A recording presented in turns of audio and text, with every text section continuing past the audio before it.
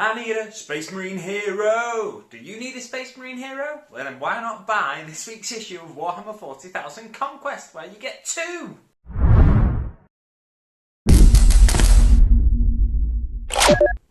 That's right guys, this week's issue of Conquest has two Space Marine heroes. Now this kit is sold on Games Workshop's website for £30, so you're making a whopping saving of £22 and a penny.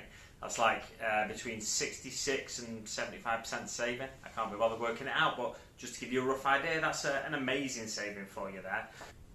On to the front cover. Space Marine Heroes, the Chaos God KHORNE, and choosing armies for games. Very exciting. We'll hear more about that later. Turning to the first page, what do we get? We get a bit of information about Space Marine Terminators. Lovely, lovely picture here. This looks to me to be something like a cosplay helmet that someone's made, and they've taken a photograph of it. Just the way the light lands on the eye lenses and stuff, it looks like a real product to me. Now it might not be. I say a real product, a real item, like a physical item, rather than a digital bit of art or something like that. But it looks physical to me. This, so it looks like someone's made a Terminator helmet in for a cosplay or just for display, and taking a picture of it there. It's just a really nice bit of art there, although it could be from a computer game or something like that. You're probably going to tell me it's from one of the Space Hulk computer games, I would have thought. But hey, let me know in the comments below if it is, if you have any more information about that particular picture. On to the next page, we've got a Red Scorpions Terminator here.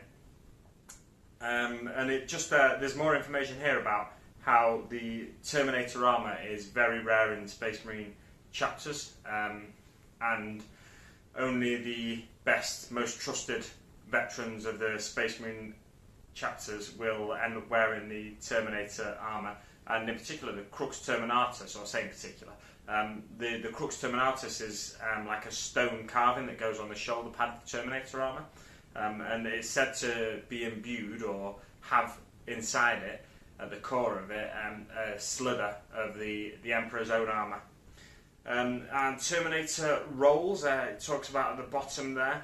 Most Terminators are armed for both melee and long-range combat, so they'll have like a storm bolter or an autocannon or a flamer or something like that as a ballistic weapon. Or they will have, they will have a power fist or a chain fist or something like that, or a power sword as a close combat weapon. But some are close combat specialists, and they'll take dual lightning claws or a thunder hammer, a storm shield, those sorts of things, and they'll concentrate just on their close quarters fighting. And you might see that in boarding actions and stuff like that, and like Space Hulk type missions where there's a ship that needs to be taken and taken control of. You're more likely to see close quarter melee weapons being taken in those sorts of missions, but you can take them in whatever game you want if you've got the models for it.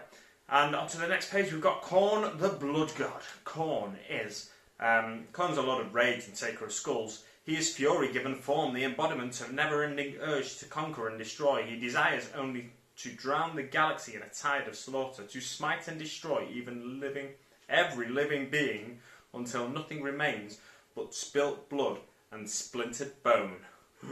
He's a nasty pasty. He's a real nasty pasty. That's what he is. He's a god, and he's a god of rage, and he sits on this throne of skulls of defeated champions. That's champions of other forces, worthy of a place at his side almost. But not quite, because one of his champions has beheaded them and gifted their skull to him. So yeah, he sits on this throne and he's got his sword by his side, and it's a colossal two-handed blade capable of laying waste to entire worlds with a single blow. This weapon is known by many names, including Woebringer, Warmaker, and the End of All Things. It is said that KHORNE can use his blade to open tears in reality through which his legions can launch attacks. So whenever he wants his legion to launch an attack into a particular area of real space, he'll just swing his sword and it will cut a huge rent in reality, and then his legions will pour through. It's quite a cool bit of lore there for you. And then on to the next page, we've got Disciples of Slaughter, where it talks about Heretic Astartes, in particular the World Eaters. We've got some artwork here of just the standard Heretic Astartes on the left-hand side. Then we've got a possessed Heretic Astartes in the centre, and then a Bloodletter demon on the right-hand side. As I'm looking at it, that is, I'm trying to think if it's going to show. Yeah, it'll show that same way for you on the screen. Then it talks about KHORNE Berserkers after that, and it says KHORNE Berserkers are Heretic Astartes warriors who have undergone brain surgery designed to leave them with no feelings or desires except the need to kill, maim, and burn in the name of their god. They are feared across the galaxy. And there's a KHORNE showcase there. We've got a Bloodthirster of Insensate Rage, the Bloodthirster model. I think it was the first of the Greater Demon models that we saw released. Now, I could be wrong. It could have been... no, I'm pretty sure it was the first of the Greater Demon models we saw redone in recent times. It was around about the end times in Warhammer 9th edition, I think it was, or was it 8th edition? I think it was 8th edition, Warhammer Fantasy, that is, before Age of Sigmar was launched. And then you got to use them in 40k as well. And then we saw the Nurgle ones, or perhaps the Nurgle ones came first. The Great Unclean ones, I can't remember. They came around about the same time. And then after that we got the Zeech ones, the Lords of Change. And finally, just recently, in this last year, we got the Slaaneshi Demon Princes, not Demon Princes, sorry. Greater Demons of Slaanesh. I can't think of their names. Keeper of Secrets, I think. Yeah, I'm not a huge fan of them Slaanesh ones, to be honest. I think their heads look ugly on them, and they could have done something that appealed to me, just to me, a bit more. But yeah, a lot of people really like those models. And yeah, now we've got all 4 Chaos Gods represented in avatar form on the battlefield. That's basically what these Greater Demons of each Chaos God are. The sort of the will of the god made manifest. Bloodletters on the next page, and Karanak, the Hound of Vengeance, and another Bloodletter in a different colour scheme. I prefer the darker, deeper red colour scheme, but you know, each to their own. Blood Crushers, which are basically Bloodletters riding Juggernauts. Now, a Juggernaut is a demon engine kind of thing. It's like a bull almost, but made of brass. And the Bloodletter rides them and then runs across the battlefield, carving a huge path through the enemy lines. And then there's a possessed Chaos Space Marine there as well, with wings and claws, some kind of claws. Beneath that we get Kharn the Betrayer, one of KHORNE's greatest champions. And then onto the Tyranid Wars, or the Tyrannic Wars rather. So this page talks about all the forces that were involved in the Tyrannic Wars. The first Tyrannic War was High Fleet Behemoth invading the galaxy, the eastern fringe of the galaxy. They interacted with not only Imperium forces, but Craftworld Eldar forces as well. But Ultramar and the Ultima Segmentum bore the brunt of that particular invasion, and I've touched on that in previous videos. And then we are now on the third Tyrannic War, which is taking place across various segmentums, Segmentum Tempestus, Ultima and Solar, all at the same time, and that's High Fleet Leviathan invaded. That's the biggest threat at the minute to the galaxy, High Fleet Leviathan, in terms of a threat from the Tyranids at the very least. And they're attacking in such ridiculous numbers that they can be in almost all places at once in the galaxy. So it's kind of it seems to dwarf the other High Fleets as far as you can tell at the moment. The Imperium can tell. However, we've got 3 High Fleets on this next page: High Fleet Behemoth, High Fleet Kraken, and High Fleet Leviathan. High Fleet Behemoth, or Behemoth, was the first Tyranid High Fleet to reach the galaxy. Inquisitor Cryptman, one of the foremost experts in the Tyranid race, notes that High Fleet Behemoth attacked with little thought or subtlety or strategy. Instead, they just send swarm after swarm at you. And then Kraken, Highfleet Kraken, in contrast to Beowulf, employs cunning in addition to brute force. The tentacles of the Highfleet attack the Imperium from many sides at once, outflanking and trapping its prey. And then onto Highfleet Leviathan. Highfleet Leviathan is the greatest Tyranid threat to assail the galaxy thus far. The largest and most fearsome Highfleet ever recorded. So vast is its reach that seemingly no corner of the Imperium is safe. It is not just the size of Leviathan that makes it such a threat, but the lessons learned by the hive mind. Leviathan has learned tactics and strategy from the experiences of every previous Tyranid invasion. So the Tyranids have what we call a hive mind, and every time they attack somewhere, be it a particular sector of space or a particular race or a particular planet or something like that, they learn from the experience. So even if they don't wipe you out the first time, they'll likely come back twice as effective the next time, because they'll learn from the first time how you defeated them. Let's say you try and defeat them with flame, then they'll basically have a genetic mutation in the next batch of creatures that they make to launch an attack against you that will be almost immune to flame or much tougher when it comes up against a flamer weapon. So it's the genetic mutation there in the Hive Fleet, in the creation of new creatures and stuff that allows them to adapt. And then on to the next page, we get how to build Space Marine heroes. Simple, 2 pages, nice and easy. And then how to paint Space Marine heroes. We get 1, 2, 3, 4 pages. So not too long that really. I don't know, the paint job with your finished captains, I'll stick it up here behind me, it looks a bit lacking for me. I don't know why. I feel like it needs just more colours on it. Not more colours, not a greater variety of colours, but more highlighting or something like that. I can't quite put my finger on what is missing for me. Or maybe just a bit more of a wash. I don't know. It just feels like there's something missing there for me. But like I said, I can't quite put my finger on it. And one thing is the flesh on the Cataphractii wearing Terminator, Cataphractii Terminator armour wearing captain. It just looks really flat. But hey, there we go. We've seen that before on the... I think I tend to feel that way more about the Ultramarines paint jobs than the Death Guard ones for some reason. I think they go a bit dirtier with the Death Guard, so it kind of satisfies my desire for a bit of dirt. But yeah, anyway, onto the army list section. Army list, you say? Yes, army list, I say. Tutorial 27, army list. And this talks you through how to build an army list using power ratings.